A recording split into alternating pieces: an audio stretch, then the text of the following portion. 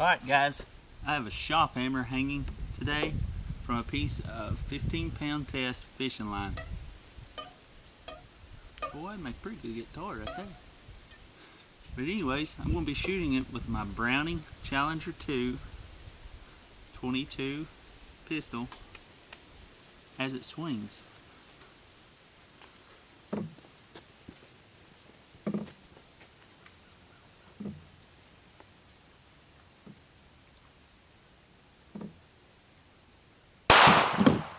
Yes! Alright guys, did y'all check that out? Let's look. Right here.